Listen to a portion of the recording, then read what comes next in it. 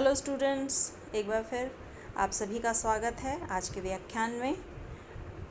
मैं doctor Ajanta Gehlot, associate professor philosophy MS college Bikaner. आज हम सांख्य दर्शन में सृष्टि की प्रक्रिया, जिसे विकासवाद के नाम से भी जाना जाता है या जो विकासवाद की अवधारणा पर आधारित है, उसको जानने की चेष्टा करते हैं। हमने इससे पूर्व के व्याख्यान में सांख्य दर्शन के सत्कार्यवाद सिद्धांत के अंतर्गत ये जानने की कोशिश की थी कि किस प्रकार सृष्टि में घटने वाली प्रत्येक घटना का एक कारण होता है और विश्व की सभी घटनाएं कारण कार्य के सिद्धांत से आबद्ध होती हैं। जब हम इस कार्य कारण के सिद्धांत की व्याख्या करते हैं तो हमारे मन में एक स्वाभाविक सा प्रश्न यह भी उठता है कि यदि प्रत्येक घटना कारण कार्य के सिद्धांत से बंधी हुई है तो फिर यह सृष्टि, इस सृष्टि की उत्पत्ति और इसके प्रथम कारण या यह सृष्टि कैसे उत्पन्न होती है, उसका मूल कारण क्या है, वो भी जानना अनिवार्य है। हम इस व्याख्यान में यही जानने की चेष्टा करते हैं कि सांख्य किस प्रकार से इस सृष्टि की प्रक्रिया को समझाता है।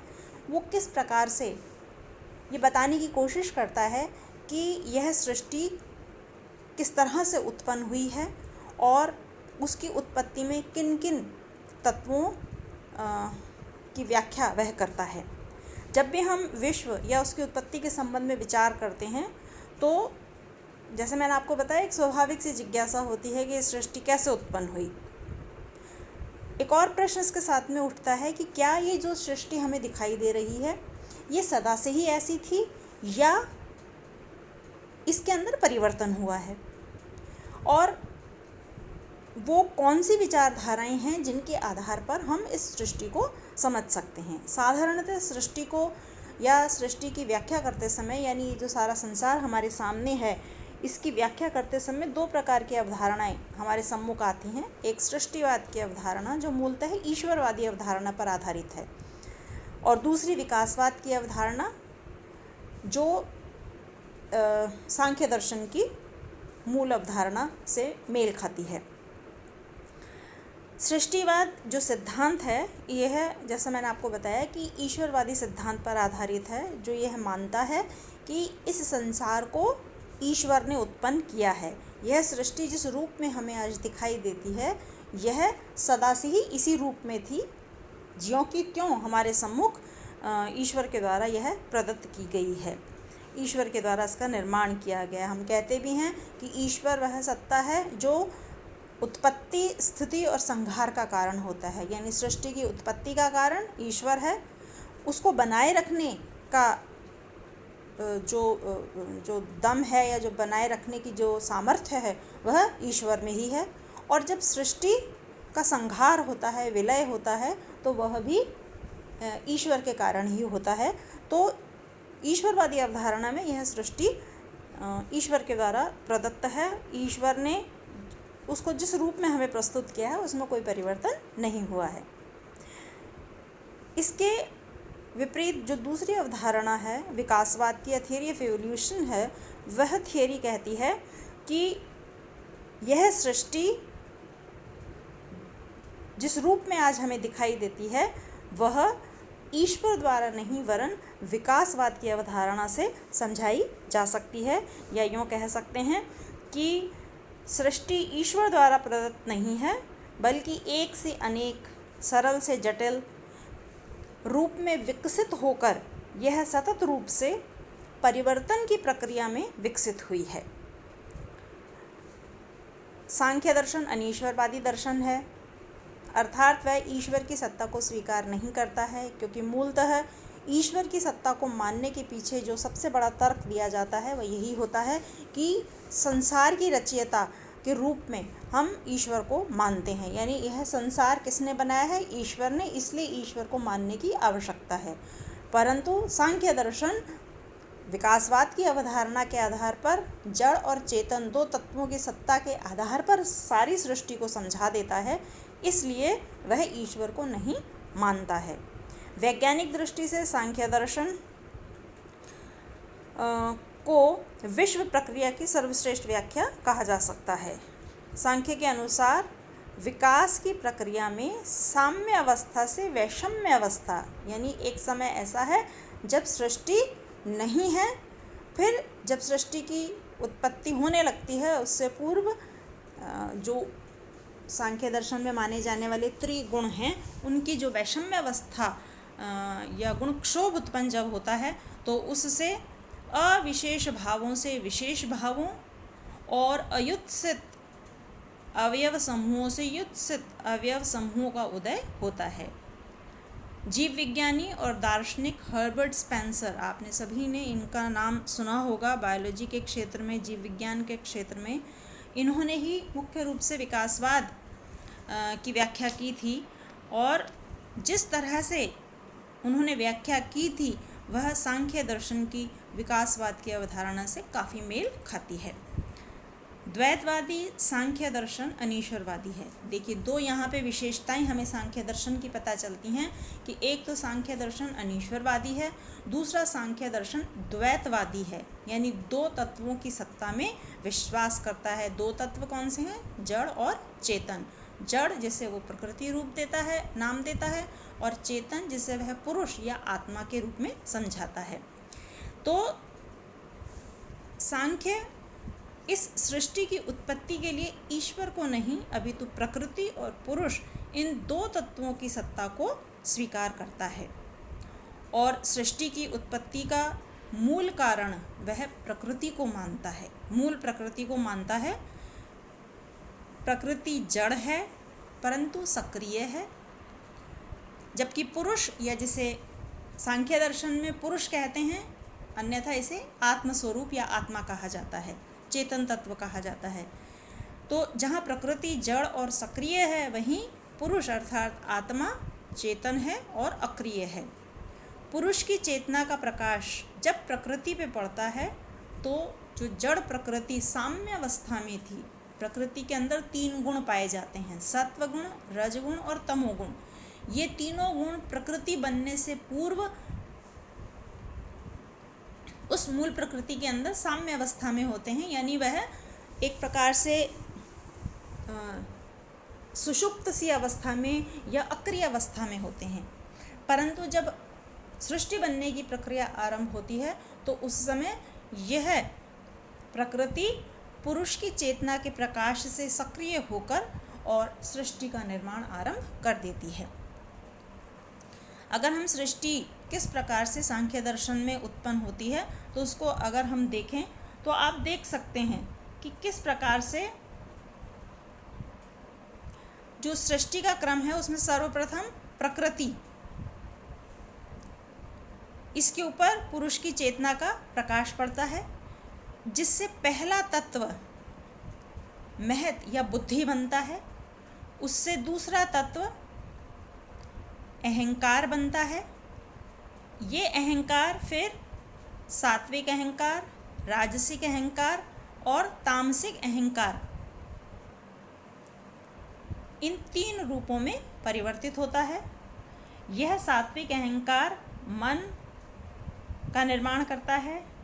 इसके अलावा 5 इंद्रियां इससे निर्मित होती हैं, जिसे हम ज्ञानेंद्रियां कहते हैं। 5 कर्मेंद्रियां इनसे उत्पन्न होती हैं। अब देखिए, मन तो एक हो गया, इसको एकादश इंद्रियां भी कहते हैं, यानी सात्विक अहंकार से एकादश इंद्रियों की उत्पत्ति होती है। तो जो 5 इंद्रियां हैं, ये 5 इंद्रियां कौन सी हैं? हम सभी जानते हैं, हमने इनको बचपन से पढ़ा है। आँख, नाक, कान, जीभ, त्वचा और आँख, नाक, कान, जीभ और त्वचा, ये 5 इंद्रियां होती हैं। फिर 5 कर्मेंद्रियां, ज्ञानेंद्रियां वे होती हैं जो हमारे शरीर से जो ज्ञान को ग्रहण करती हैं हमारे शरीर में, जबकि कर्मेंद्रियां वे होती हैं जिनसे कर्म किए जाते हैं। जैसे मुख का कार्य हम सभी जानते हैं, भोजन को करना आदि होता है। हाथ, जिनकी सहायता से हम वस्तुओं को पकड़ते हैं। पैर, जिनसे चलते हैं। पायु और उपस्थ, यानी ये जनन अंग और मलद्वार, इनको कहा जाता है।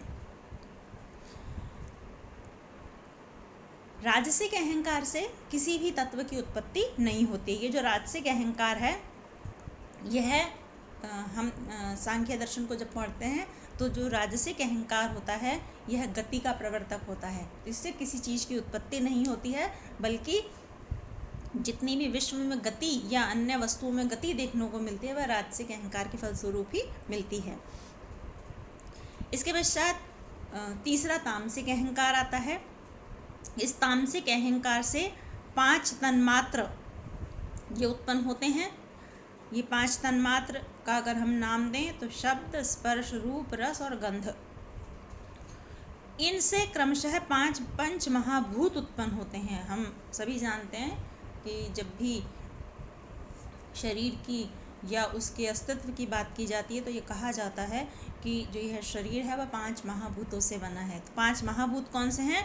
शब्द से, यही यूँ कहें आकाश से, शब्द से आकाश, स्पर्श से वायु, रूप से अग्नि, रस से जल और गंध से पृथ्वी, ये इसमें उत्पन्न होती हैं।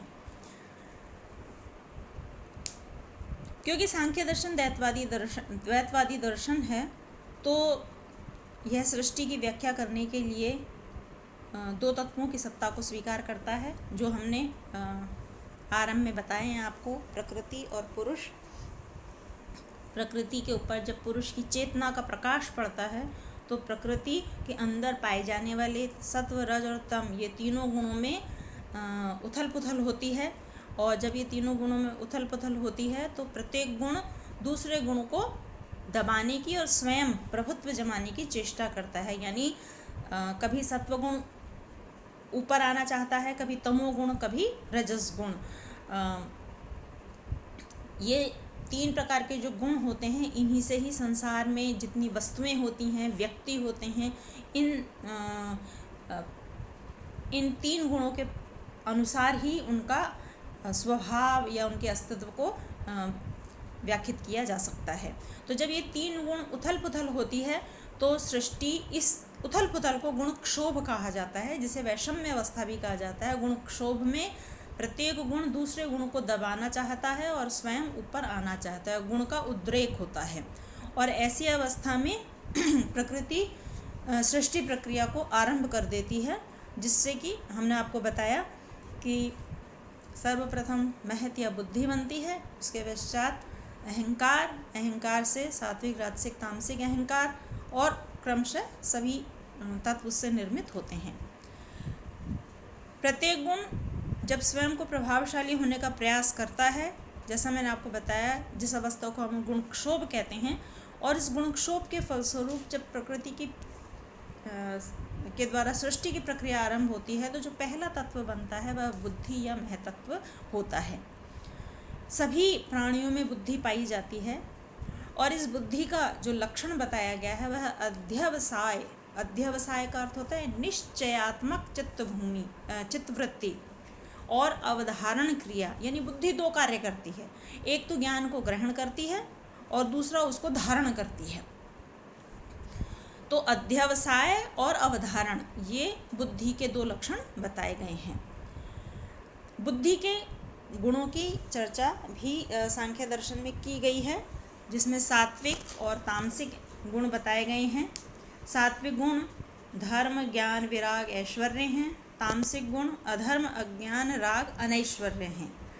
धर्म का मतलब होता है कि किसी भी प्रकार की भौतिक उन्नति या मोक्ष के लिए जब प्रयास किया जाता है तो वह धर्म कहलाता है। अभ्युदय, अभ्युदय का मतलब भौतिक उन्नति, भौतिक उन्नति का मतलब व्यक्ति के द्वारा इस संसार से जुड़ी हुई जितनी इच्छाओं की पूर्ति होती है वह भौतिक उन्नति कहलाती है। दान, तप, यज्ञ आदि से कैवल्य की प्राप्ति अष्टांग योग से ही संभव है। ज्ञान 2 प्रकार से समझाया जा सकता है। एक तो बाह्य ज्ञान, यानी सभी बाह्य ज्ञान का मतलब वस्तुओं का ज्ञान नहीं है, सभी प्रकार के शास्त्रों का ज्ञान। और एक होता है आभ्यंतर ज्ञान। सांख्य दर्शन में इसे जड़ और चेतन, सजीव यानी पुरुष और प्रकृति, आत्मा और प्रकृति, इनके स्वरूप को जान लेना, यह ज्ञान कहलाता है।